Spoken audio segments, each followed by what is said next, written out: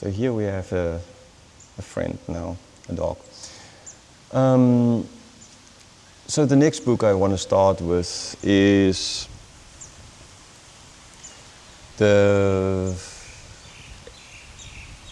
next part, the next video therefore, is the introduction to the next book I'm going to study, and this is the book of John.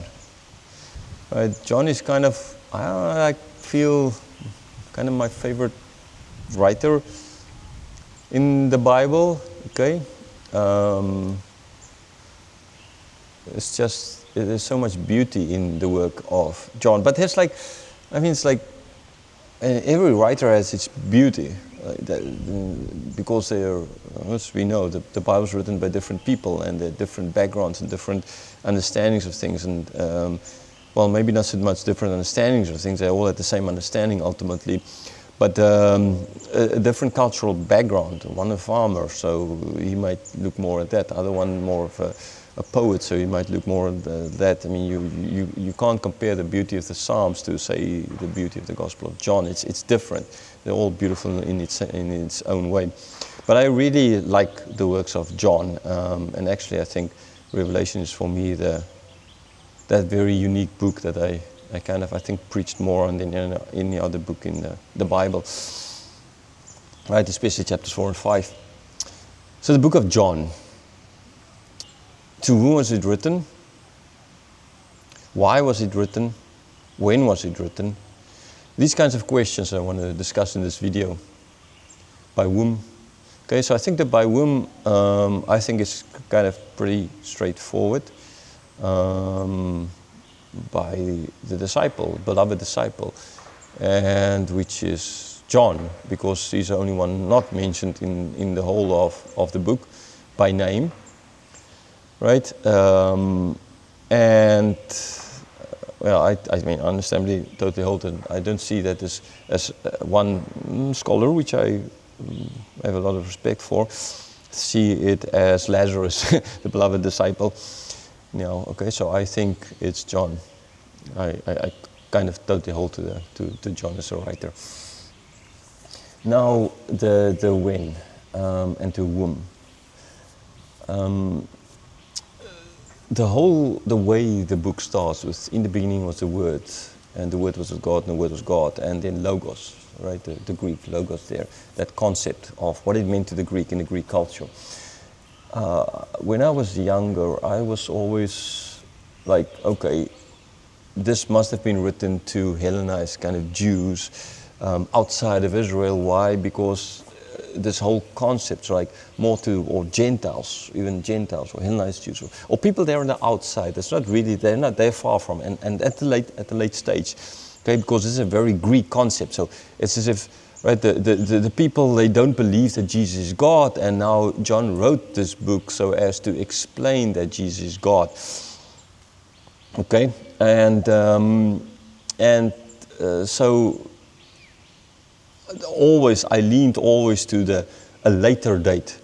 I think as well that plays a huge role in why Bible scholars do think a later date is the fact that John is the only disciple, at least as far as we know, although I know there's difference in opinion, this as well, a small difference in opinion, the side that he died young as like the rest, but the majority opinion is he died old.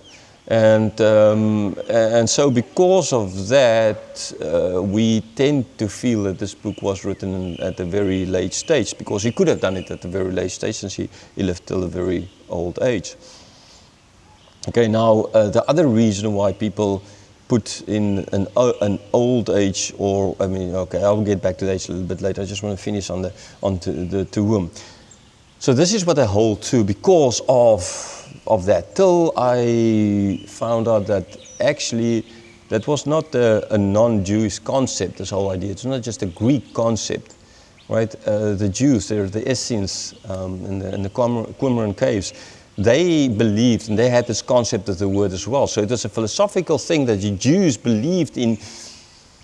Well, I would say even before in the days of Jesus. So it's not a Greek thing. It's not a Greek philosophical thing that only the Greeks believed in, and so therefore he used it to speak to the Greeks that were Christianized later on, right? So I don't, for that reason, when I read that and understood that, and I was like, okay, a total different meaning to the book in a certain sense opened, or the when and the who opened, because now there's a wider possible audience, or a different possible audience than Greek philosophers. Okay, now the gospel does differ a lot in the others compared to the synoptic gospels, Matthew, Mark, Luke. It seemingly is not telling the story as a story, but seemingly kind more philosophical kind of, right? Although the Gospel of John tells a lot more actually about the visits of Jesus to Jerusalem. Okay, so with this all said and done, I started looking a little bit differently at the book and more open-minded concerning the where. I know as well there's this what was said by some of the earliest church fathers concerning when they at least heard of it, or etc., right? And so therefore that tends to be used as proof that the book was written at a later stage. Now I'm going to try and explain now why I actually feel that the Gospel of John was like the first Gospel written. And if, like R.C. Sproul, if I had to move the books in the New Testament, I would have most likely put the Gospel of John first. And this is why I'm teaching on the Gospel of John first. I do understand why Matthew is there, right? But I actually think that this book was written first. I know they use from the second last chapter, or actually last chapter, this death, sorry, not the last chapter, the death of how Peter is going to die, and that question concerning John, how he's going to die, as is well proved that, see, Peter's already dead by here, and so therefore puts the book past the 60s, and John is not. Now, even those Bible scholars are not going to deny the fact that Moses wrote the books of the Pentateuch. But the last chapter of Deuteronomy speaks of his death. Did Moses write that? Right? Oh, yeah, sure, he could have written it because God could have told him that, you're going to die. And so therefore he wrote it down before he went up to that mountain. Okay, that's prophetic. And exactly the same thing is true here. Could someone else have, after his death, written in those verses to just bring an end to this, right? The one who was like maybe transcribing or writing down all of this while Moses was dictating, could he have done it like that? Yes, sure, he could have done that like that as well. Does it take away from the fact that Moses wrote those books? No, I don't believe so. And my belief is not based on nothing. It's not based on thin air, right? It's based on facts, ultimately.